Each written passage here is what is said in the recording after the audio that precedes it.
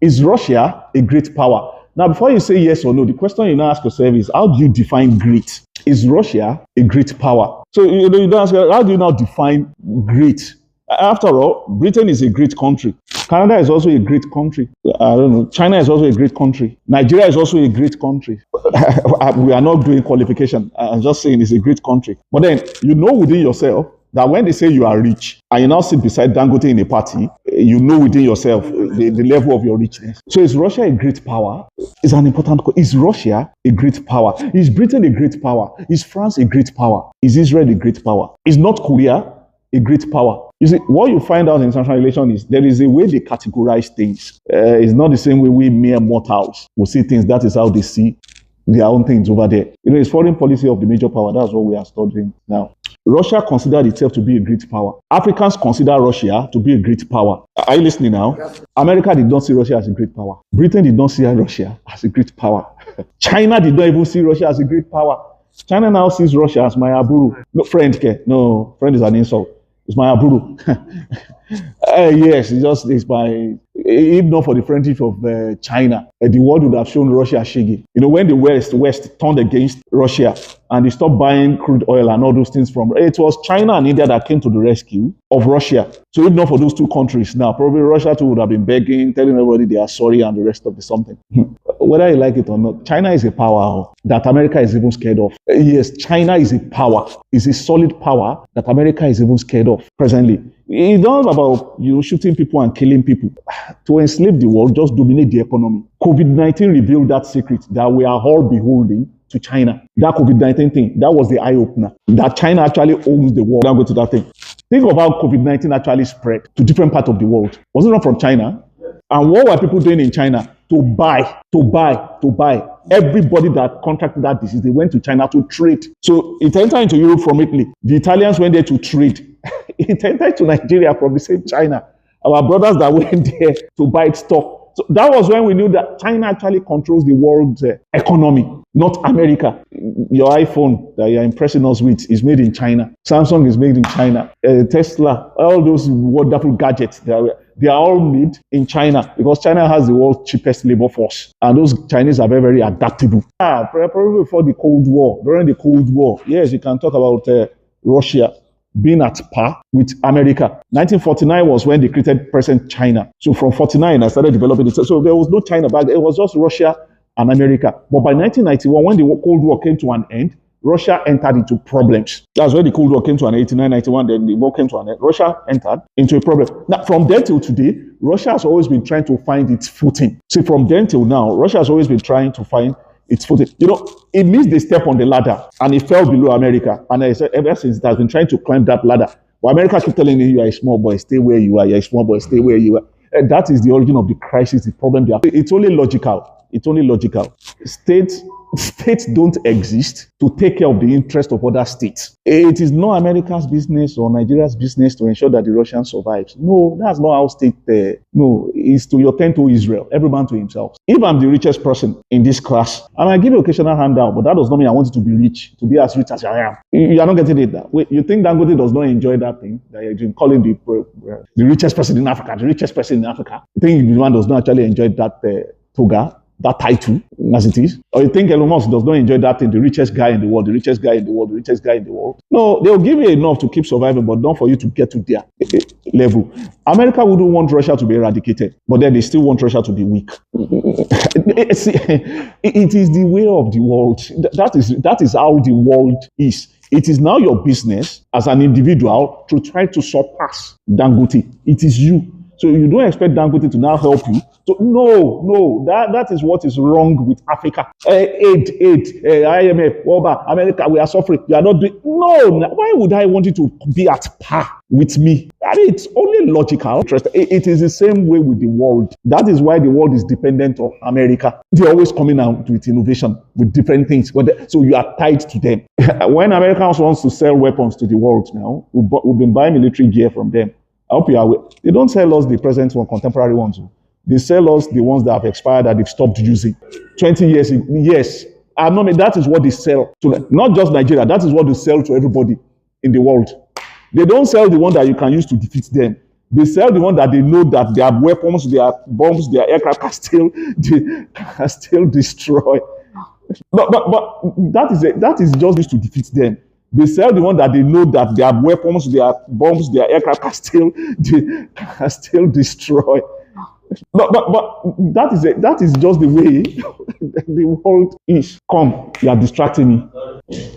So let's now go back to Russia. What is Russia's foreign policy? What is this Russia's foreign policy? Unlike America, remember I said it's exceptionalism. I remember the last lecture. I said America is exceptionalism. Then you now have three things within that thing. That is what has been guiding their worldview forever. That of Russia is different. Now, Russia believes from day one till today that the world, the West, is against it. Russia believes that the West, when I say the West, that means the world is against it. And the world or the West is not interested in the rising of Russia. That is their mentality. So Russia's foreign policy is always very aggressive. Because he believes, Yoruba will say, that the world is against the rising of Russia. The world is the enemy of, when I say the world, I mean the West. So Russia has that mentality of being besieged, of being under constant attack, that the world is unfriendly towards it. So they don't have a relaxed foreign policy. They have an aggressive foreign policy. I think they created the verse in the Bible for them now. The kingdom of God suffered violence, and the violence taken it. The Russians are always taking it by force. And that's why they had to go to Ukraine by force. They have to go to Georgia by force. They have to go to Chechnya by force. and they've turned to Moldavia that you are in trouble. We are coming. They are looking at Poland. You know, go rest. There is no rest for the wicked. So Russia believed that the world is against it. That's the West. They started communism. They are the country that created communism, and the world did not want that communism to survive. So America and the others are doing everything within their power to kill that fire of communism. So Russian foreign policy from the word go has always been very, very aggressive and propagandistic. So it has been very, very aggressive and propagandistic. There is nothing sweet or nice about their foreign policy. They don't want to live in peace with everybody. No. If you want war, we'll give you war. Now, see, I said I won't spend too much time, but let me take you down history lane a little to why they are very, very aggressive in that country. Now, Russia historically has been a country that has suffered colonialism. Different regions have always tried to colonize the Russians in their history coming up. You know why they suffer in Russia? Russia is flat mostly, and when you are flat now, it becomes easier for invaders to take over you. Russia has always been flat. Listen, so you understand their present predicament in Russia. Russia has always been flat. So when you are flat, it becomes easier from invaders. Let me just mention two invaders that tried Russia that you know. One was France under Napoleon. The other one was that wonderful man, may his soul rest in peace, Adolf Hitler, in 1941, Operation Barbarossa. Now, those two guys, actually, so Russia is always scared of its survival. You know what Russia now did? Russia now said, now listen, this is the logic, now said, the only way that Russia can survive as a state is if it has friendly countries around its borders. So the only way through which you can now see the origin of the Ukrainian war, if it has friendly countries, they call them buffers, like fence. If they have friendly countries around the borders. When you have friendly countries around the borders, those ones cannot invade you. And before they can invade Russia, they would have invaded those ones. Russia would have been aware. Hence, why Russia wanted Ukraine, Belarus, and all those other countries around it as it buffers. And unfortunately, NATO now tried to extend into Ukraine. Russia now remember the nightmare of the early period that, once they take Ukraine again, Russia will be open, they will attack Russia. That was the origin of that thing. Is it making any sense at all? I said it's historical. You see that thing, they just there. So Russia knew their history. They knew all the red flags. So once they now said, you tried Georgia, you encouraged Georgia.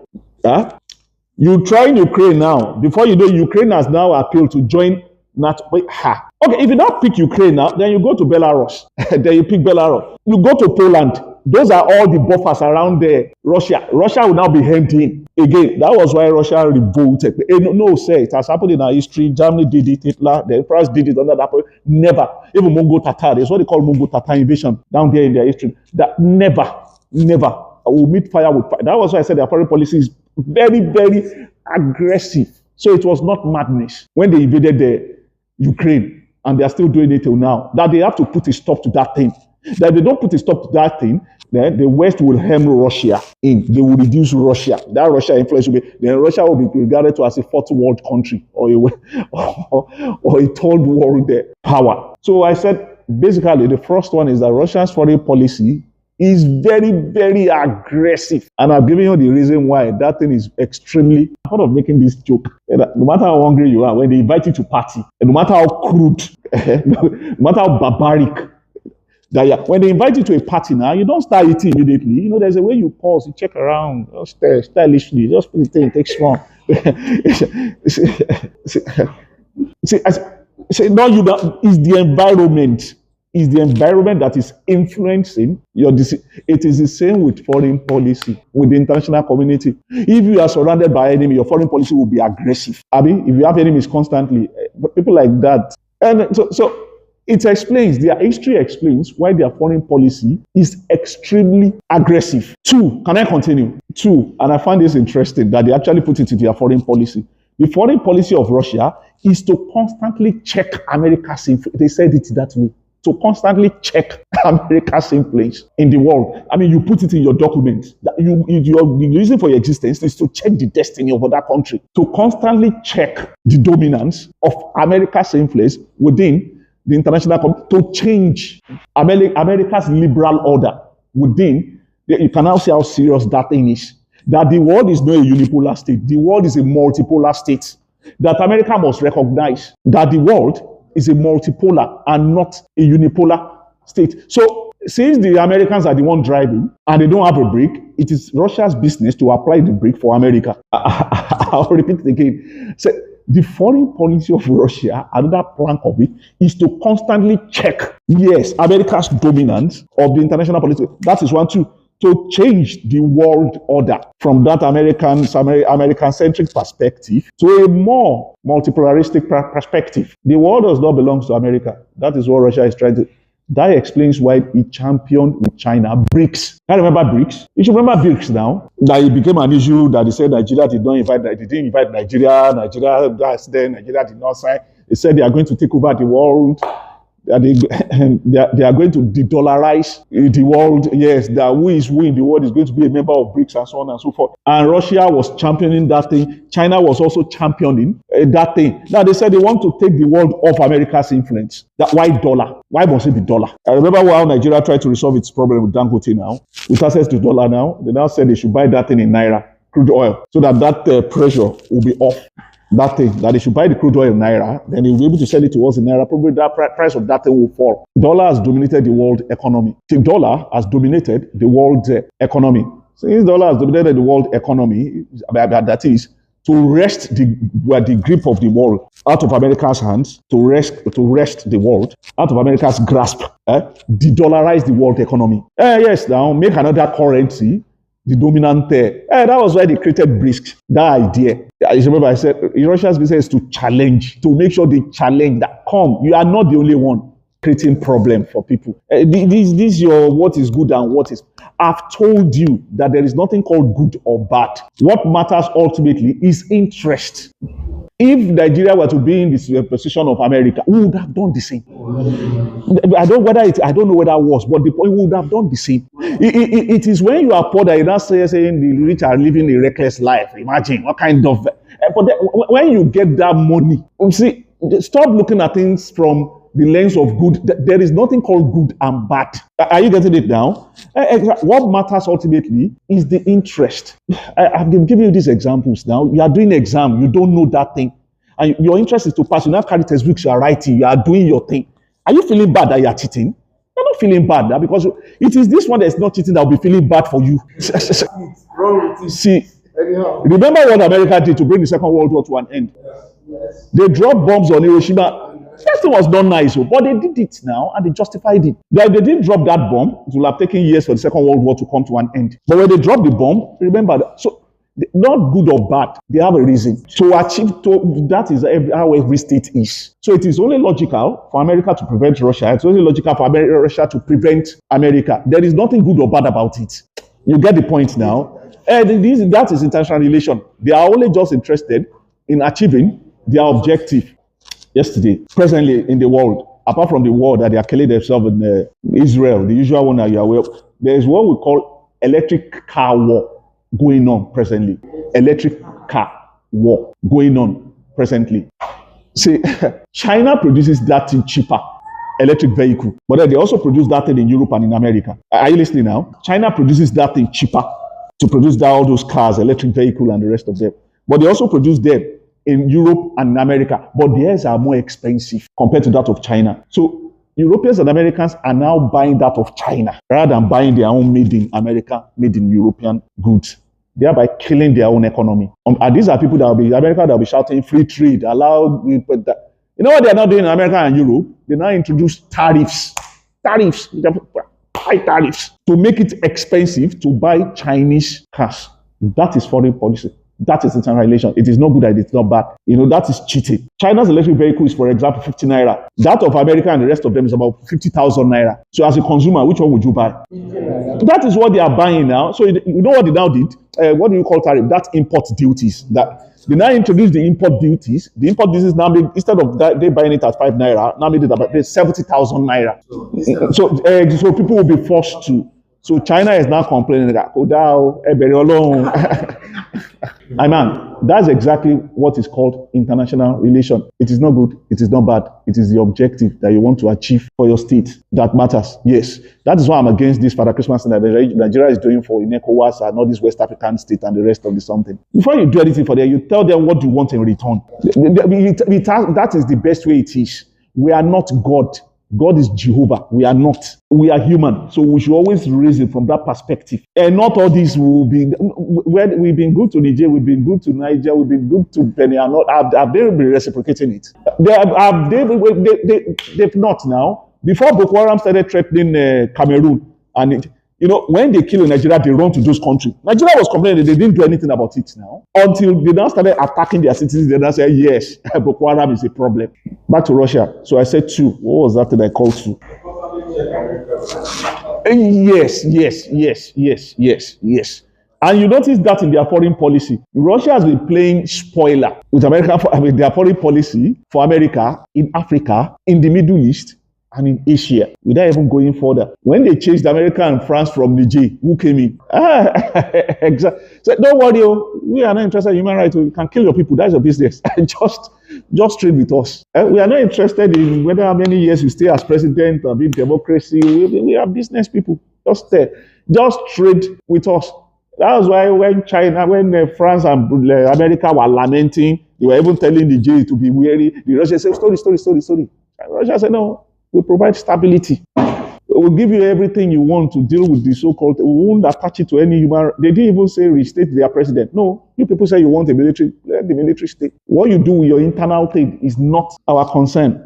They did the same in Syria. Assad would have been removed as president of Syria when America came with NATO and the rest of it. It was Russia that gave that guy solid backing. That was a spoiler. America said they will remove you. Russia said, no, stay, my guy. We will give you backing 100%. They send in military trainers. They send in military infantry to Syria to help prop up that man's regime. So he's still there. Then Russia is also in Central African Republic, Wagner, those guys now, they are now exporting themselves all over Africa. The difference between them and the West is this. America will give you things based on conditionalities. Russia is carte blanche. I think that's what they call that thing in French, if I remember. It's free. Just if we started raising Chinese flag in Nigeria, that means the Chinese now controls Nigeria now, or the Chinese state exists within Nigeria. Flag is the symbol of your state. It's a symbol now of your state, any country in the world. So when you raise the Russian flag during that Nigerian exercise, you are sending the message that the Russians support that thing and they want that regime change. That stuff can create war now. So it has a lot of significance. Wow. It's a big issue. It's a very, very big issue. Exactly. States don't joke with their sovereignty. It's unfortunate we don't really have affinity to our flag. Our flag is meant to actually represent us as a country. That Trump, as mad as that guy was, now he is rather. There's a way, sometimes when he's hugging the flag, he'll be crying. There's a way they transfer that thing, that their love, that their patriotism. That flag is an embodiment of it. There are countries in the world now, when they are singing their national anthem, people will be crying. The feeling that thing arouses, that thing just flapping, is their world. But Nigeria, 3, it now emphasized Russia now emphasizes the foreign policy. They call their foreign policy the foreign policy concept. The modern one they are using now, sorry, I should have given you that background, started in 1993, and it has been reviewed 6 times. So to tell you that we are contemporary, the last time it was reviewed was 2023. So it's the 2023 one I'm even using to lecture you guys now, presently. So that thing has been reviewed 6 times, 93, 2000, 2008, 2013, then 2023. So the present one they are now using is the one I'm now using to lecture you. That is the state of their foreign policy presently. Three, it emphasizes Russia's influence in the what they call the near abroad. And it explains why Russia has actually gone to Ukraine. Russia's influence. So they call sphere of influence. Sphere. Pronouncing that thing is not easy. S-P-H-E-R-E. Sphere of influence in Russia's near abroad. So it emphasizes Russia's sphere of influence in Russia's near abroad. Yes, near abroad simply means countries within Russia's orbit, around it. That no country should trifle with them. No, they belong to Russia. Nigeria's near abroad would have been Niger, Benin, Cameroon. So Russia's near abroad. See, no country should even enter. America used to have what they call the Monroe Doctrine. Monroe Doctrine simply means America for the Americas. So what Russia is saying is that region is for me. Are you getting it? That nobody should enter. And when you say near abroad, let me give you a bit of the background. When Russia broke, when the USSR fragmented then, at the end of the Cold War, it became like, 12 republics, 12 different countries or thereabout were taken, or it can be more. I can't remember, but then it was more than 10. So it now became what you call Commonwealth of Independent States. It used to be Russia, USSR, just one, United Socialist Soviet Republic. So when Cold War came to an end, it now became independent states. One of them is Georgia, then you have Ukraine, then Belarus, Moldavia, Kyrgyzstan, Uzbekistan. So you have all those tan states used to be part of Russia. What Russia is now saying is that my influence is still, nobody has the right to penetrate, to enter into those regions. Those countries are still tied to me. And that's Russia's near abroad.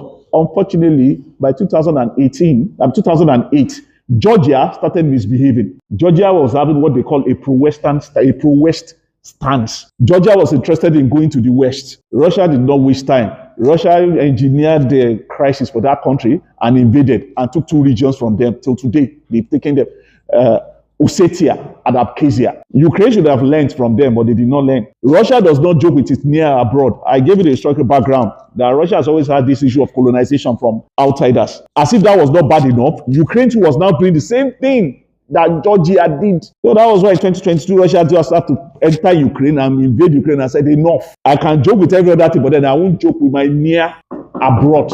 They are part of my they are part of my existence. When you take Ukraine, when you take Georgia, when you take Belarus, when you take Moldavia, and they become Western, that means you are bringing the West to the doorstep of Russia itself. Is it making any sense at all? So that is why Russia is ready to go to war, rather than for them to negotiate over the near abroad. After all, they accuse America that you have a Monroe Doctrine, but none of us could come to your area. So why would you not be coming? So yes. That was why I said foreign policy is a tool. I've always been shouting that what you get from foreign policy is dependent on your skill as a state. So foreign policy is a tool. What you get on that thing is dependent on your skill as a state. So all those states that are now scared in Russia's near abroad, some of them are now quickly turning to the West. I don't know if you've heard of Sweden, then Latvia, Estonia, Lithuania. All those ones are now saying they want to join NATO. And Russia is now warning them that what happened to Ukraine will happen to you. I'm not saying you should not join. What happened to Ukraine is exactly, I'm entering Ukraine because of what they wanted. You are now saying because you are scared of me, you now want to run to the same West. That was why they said that war will not end in the foreseeable future. Russia said it's not ready to joke with its near abroad. It's just that simple. That the only way to resolve that thing is if America backs off, or the West. When they back off, then Russians won't feel as if somebody is trying. Yeah, exactly. But then the people are now saying in the near abroad, no, America, don't back off. Russia will only still colonize us. That is where we are now, presently. Russia is shouting. And if you study that, I'm justified. I'm not aggressive the way you are thinking I am. I'm only trying to guarantee my survival based on the historical antecedents. And that is why you now hear Russia say it was the West that pushed Russia to invade Ukraine. Does it make any sense? Because the West offered Ukraine membership. And when you take that membership, you are bringing that to the doorstep of Russia. Putin still said that last week, that this war is not my fault. It was the West. If they had stayed on their lane, they wouldn't have actually been having this crisis, this problem we have it presently. And that's why I say you should always be careful before you ascribe blame. Most times I don't ascribe blame, just analyze it the way. In fact, that was why when America tried to sanction, or rather when they sanctioned North Korea, that nobody should trade with Russia trades with North Korea. Russia no send them. Russia trades. China said trades with North Korea. That is people said they. I mean, that's why they warn you that don't make your friend's enemy your own enemy. Yeah, we are fond of making that mistake now. No. You judge that person based on your own interest, not on your friend's interest towards that person. That is the mistake we keep making in Nigeria. At independence, that was the mistake Tafawa Balewa made now when he said our foreign policy will not be aligned towards Russia because Russia is a godless society. Our foreign policy will be aligned towards the West. Yes. So in other words, we picked that because the West don't like Russia. And since we were colonized by the West, automatically, since the West is our friend, our foreign policy is aligned towards the West. No, you don't pick your friendship based on the friendship of your friends now or what your friends. No, you look at that thing, your own interest. How does it serve that thing if it does not? Well, fine. And 4, Russia now recalibrated the world into 9 regions. The foreign policy of Russia now divided the world into 9 regions, not from the one we know. The world is now according to Russia, and that is how Russia will deal with the world. That's the foreign policy. They call it the new foreign policy concept. That we are not following what America is always saying. No. This is how the world is now. This is how we see. There are 9. I can't tell you all the 9. I just mentioned some of them. The first one, it calls the Arctic. Arctic actually hardly ever feature in international relations. The Arctic ice region now, up. You have the Arctic. That is one region. I love the second one that he said. Second one, he called them the Islamic world. I was shocked. There is nothing called Islamic world. Islamic world. So he lumps everyone together. Saudi Arabia, Iran. Is Islamic world. 3, Africa. Thank God, at least they recognize us. So Africa. I remember when I say Islamic world, the guy did not even mention Israel though. To them, that country does not exist too. Just said Islamic world. They are not important. That's why they are just giving them that title. They are not just relevant to Russia's existence. Then, this is where it gets interesting. He now mentioned Eurasia plus China and India. He mentioned those 2 countries. Eurasia plus China and India. That shows the important country. He specifically mentioned China and India. So, Arctic, said, no name. Islamic world, said, no name. And the third one, Africa, of course, now, no problem, no name. But Eurasia, suddenly, 2 names. Yes. Now it shows that what Russia is actually interested in. Those are the people that are relevant to the Russian destiny now. Then, after that, mention Latin America. Latin America is America's doorstep. Irrelevant, basically. As I said, the Latin America. Then near abroad, which is what I've just explained. I think I've tried it. You look up for the remaining one. Okay, then he's also mentioned Europe. Yeah, mentioned Europe. Again, did not even bother mentioning France or Britain or whatever. They don't exist as far as he just said Europe. Somebody mentioned Eurasia and specifically mentioned China and India. It's a party, vote of time. I want to thank everybody. I appreciate you, especially Chief. Mention name, then others. I thank you. What does that tell you? It's only that individual that is important. Exactly. Now you get the point. I said somebody mentioned China and India. In fact, they mentioned in that document those are the countries that did not sanction Russia for invading Ukraine, that did not toe the line of the West. That's my foreign policy is positive towards you. So that's why I'm mentioning your name. But I did not mention. You didn't mention Britain, France. I just said Europe. Collectively, Latin America, Africa, collectively, Islamic world, yes, collectively. Then near abroad, he did not even bother mentioning Ukraine. No, he just said near abroad. Foreign policy is a powerful tool. That thing is a very, very powerful tool. See, under social constructivism, that one will be for a lecture for another day entirely. I'm ending my lecture now. You see, what is what you use to create images, to create friends, and to create enemy? We just didn't think about it that way. It's just words. It's words now that you use to create, and you can use words again to destroy. You are my friend, word.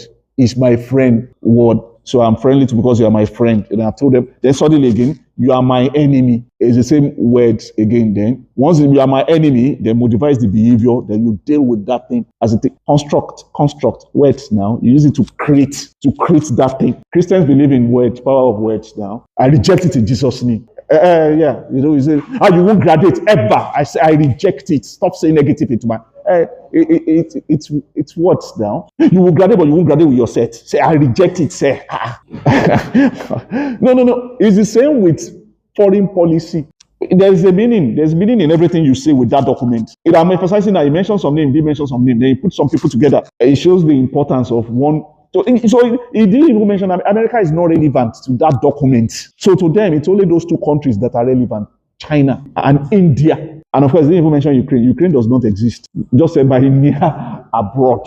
I think Nigeria needs to calibrate its own foreign policy that way. Not all this, we are for everybody, we are not against everybody. Everybody is our friend. We don't. No, you must have enemy. You must have enemy. It's not a matter of you must have enemy. In fact, in Yoruba history, once you become the new Oni now, the new king now, the first question they will ask you is, who is your enemy? You must have, and you send your area on Kakampa to go and destroy. It is a must. You must have enemy. It's when you have enemy that they will be able to know your greatness. So once you get to the throne and say, who is your enemy? You just remember that place that they cheated you of pepper. I mean, they cheated you. They didn't give you one girl. You went to their village to go and. So you just measure that thing. Then you send your warrior. They go there, kill them, bring the head back. Then your fame will spread. The fear will be there. You'll be respected. But then when it's all these, we have want to be friendly with Benin, want to be friendly with Cameroon, with Togo and the rest of them, then eventually nobody